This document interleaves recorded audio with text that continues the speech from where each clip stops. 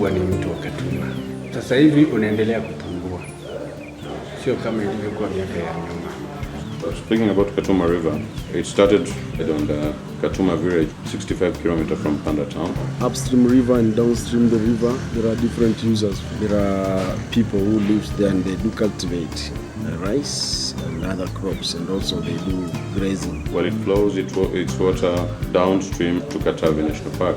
In Katavi, the river, water there is being used for wildlife. Katuma River was a perennial river until the early 2000s, when massive rice irrigation by unregulated small landholders started along the floodplain upstream. If we can see that water is not enough up to this moment, people are still suffering from water shortage. Yeah, I'm now working with the Alliance for Green Revolution in Africa, and we see the impact of climate change. We've seen countries that were lands which were very fertile, which are today no use, either for grazing or for planting. Or rivers that no longer support hippos and other wildlife. Drought conditions, together with human activities upstream, have dried out the Katuma River, the lifeline of Katavi National Park, resulting in the decimation of the region's once abundant wildlife.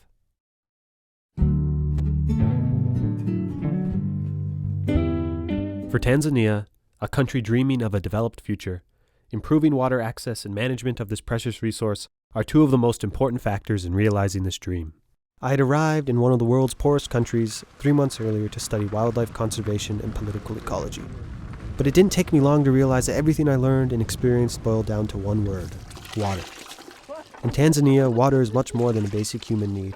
It is the most vital resource that floods every facet of society, tying communities, businesses, and wildlife together within a complex, interconnected network. For an exploding population of 46 million, of which 80% are employed by agriculture, water is what determines their very livelihood. However, the most fertile land is protected and reserved for wildlife in national parks and game reserves that cover nearly 40% of the country. As the rains become more inconsistent and the droughts persist, many Tanzanians depend only on a few overutilized wells.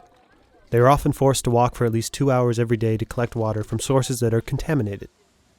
Knowing that they will get sick, they drink it because they have no other choice. It is these factors that trap many rural Tanzanians in a cycle of absolute poverty. The Katuma River is the heart of Mpanda region, pumping life into farmers, cattle, and wildlife. But it has stopped beating. Bringing the Katuma River back to life is central to saving Mpanda and the key to the future of Tanzania. I chose to go to Mpanda because of an article I'd read in the local news. So during my independent study at the end of my program, I hopped on a rickety old bus and headed west. Mpanda district is an agrarian community with a growing mining sector. It is close to the border with the Congo and 8 hours from the nearest paved highway. 20 very uncomfortable hours later, I finally arrived.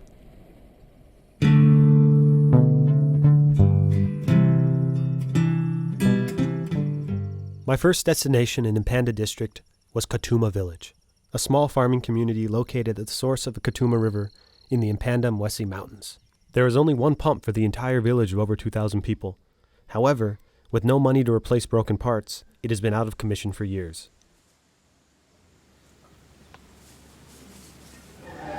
Kwa kata hii serikali kwa kweli ni kata ambayo kwa namna moja au nyingine ni kama ilikuwa imewekwa pembeni. Wanategemea mto Katuma. Kuna kijiji ambacho kiko jirani kina pampu mbili. Sehemu zilizobaki hakuna. Ni mbali huko kwa sababu inatokea mlimani mbali kabisa huko. Mto Katuma. Since the establishment of the Millennium Development Goals, some governments have done extremely well. Millions have been lifted out of poverty.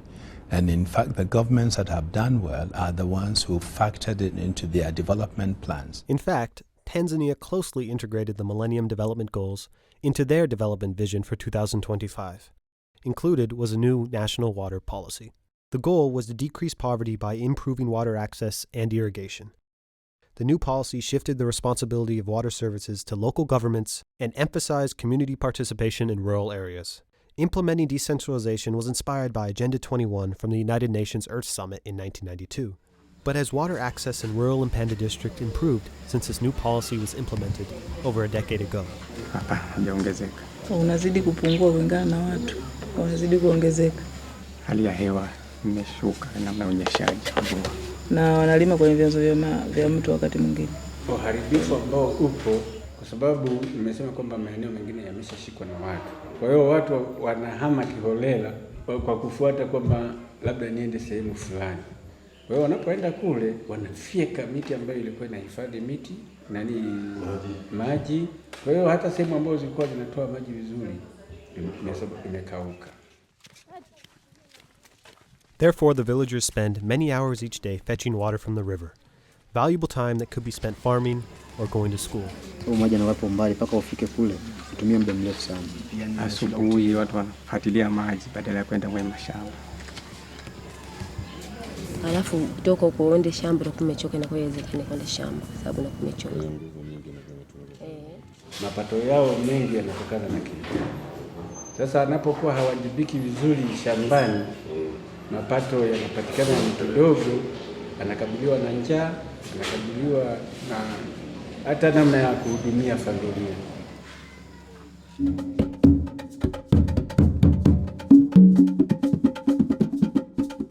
My plan was to speak with the man in charge of water management in Mpanda district. But he had been dodging me for more than a week and I wasn't sure why, until I was told that he was wary of meeting me because of a recent deadly clash over water access. The district water office is located in Mpanda town, a burgeoning trade town and the gateway to Katavi National Park. After assuring the water authority manager that I was only here to learn about the water supply in Mpanda and I was not investigating the incident, he finally offered to sit down and talk with me. My name is Kasonso, Manager Urban Water Supply and Sanitation Authority. We have various sources of water in Mpanda. We have the dam. Built by the Germans in the 1940s, along with most of Mpanda's dilapidated water infrastructure, including all of the water towers and pipes. Due to the lack of proper maintenance, they have fallen into disrepair. We have 2 pumps there which is pumping water to the town. The pumps here are producing almost more than 60% of the total production of water, and we can say it's saving almost 40,000 people. We have a few storage tanks. They are not adequate to fulfill the demand of the town. So the challenges we have, first of all, is the shortage of storage tanks, and also the problem that water is not treated. According to the near shirtless man in charge of the pumping facility, there is no water treatment because they have no money for it. He scraps together whatever chemicals he can get his hands on and slowly drips them in. Ultimately, it doesn't matter if you get your water from the dam, the river, or even the wells, it will be contaminated. This was my hotel shower. The murky water, it came from the dam. When I asked villagers how better access to safe water would improve their life, many responses were health-related.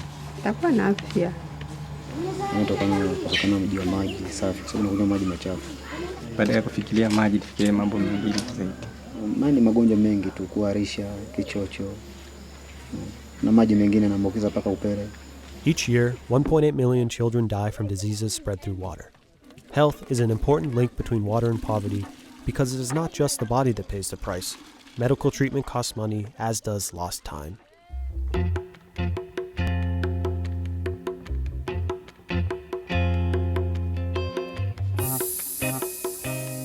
My final destination was the village of Sitelike, 45 minutes south of Mpanda town at the entrance to Katavi National Park. Due to its prime location on the main highway and proximity to the park, Sitelike actually has some outside money flowing in, but more importantly, it receives support from Katavi National Park itself. They have provided 2 much-needed water pumps roughly 5 years ago, and recently helped construct a new clinic. But for a village of 1,000, 2 boreholes does not provide nearly enough water. With the river either dry or contaminated by the time it reaches Sitelike, the villagers must find other ways to get water, like this natural spring that my local fixer took me to. We arrived at the spring as this woman was clearing the stagnant pools, making way for fresh spring water.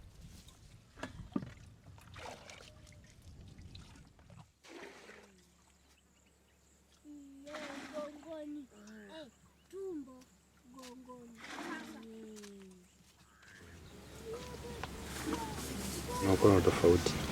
Kwa mfano kisima moja nasema ndio chanzo cha maji wa kiangazi kinakata.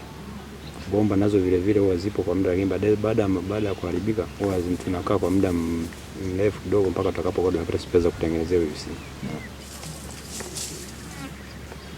naweza kusema ni wa kijiji chetu Tanzania hapa kwetu, kwa sababu uongozi malalamiko ya kuhusu maji tunawapelekea viongozi, lakini ni uzembe viongozi kutofuatilia kwa wakubwa huko juu.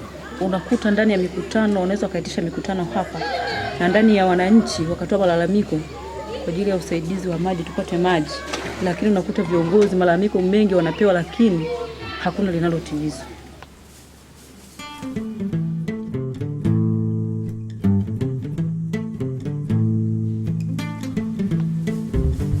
We are experiencing much drier river Katuma compared to the previous time. Up the stream and at the middle of the stream, people now create their own canals where they irrigate their farms illegally. It's a very big problem because the river up the stream crossed on the village land.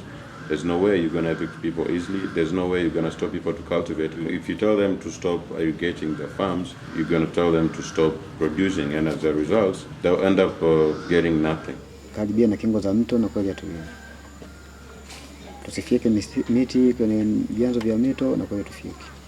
Actually, up to the moment, the government have totally failed to control water sources, we can say it. We are committed to work on protecting water sources, mostly in the community, even in a protected area of forest reserves.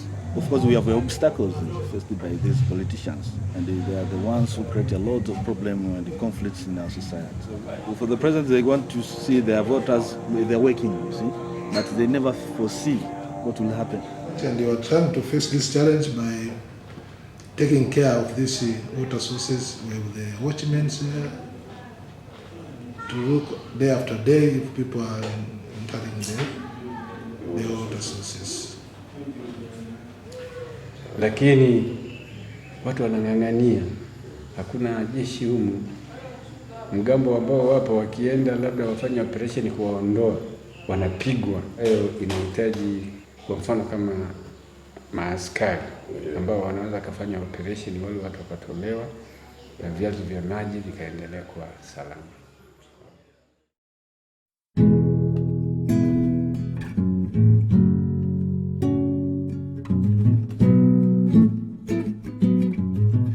In Mpanda district, water has become a catalyst for conflict. Firstly, farmers and cattle keepers are often at odds because they compete for the same water resources. Secondly, conflicts arise within the farming community itself. Na wale wenye uwezo wametengeneza mifereji kwenye mto. Wanatumia nafasi hiyo, wanaanza kuwatoza wale wadogo wadogo kwamba bwana, ukihitaji maji niingize kwenye shamba lako, alafu utalipa kiasi fulani. A group in the neighboring village had acquired a large plot of fertile land located next to a water source. However, the land was protected by the government, but in Tanzania, paying off government officials is commonplace. The villagers rented the water and the fertile land to a group of farmers, but the farmers grew tired of giving away so much of their yield, so 2 weeks prior to my arrival they claimed the land as their own. The villagers became angry, and they attacked the farmers. A battle ensued, leaving 4 people dead. The police, arriving much too late, kicked everyone off the land once and for all.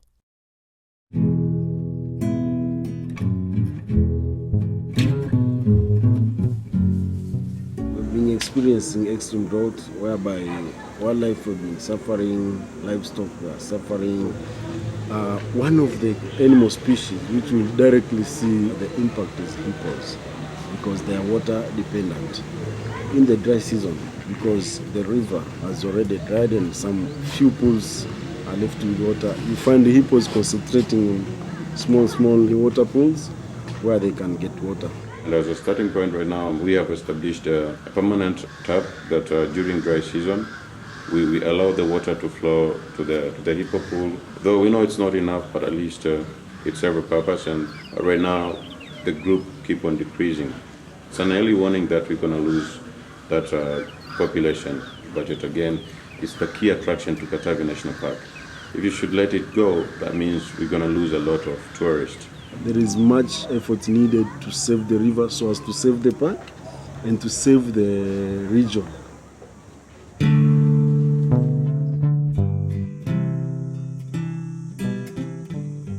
The first step towards saving the Katuma River is educating Mpanda residents about the economic benefits of wildlife and the importance of protecting local water sources.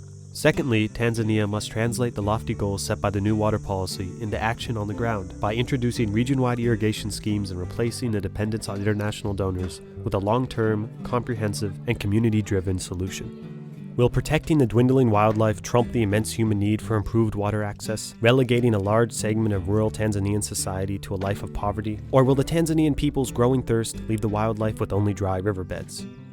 It is unclear what the future holds for Tanzania, yet there is still hope that it will be neither. That Tanzania will take into account all stakeholders and journey down the middle path to a developed and prosperous future.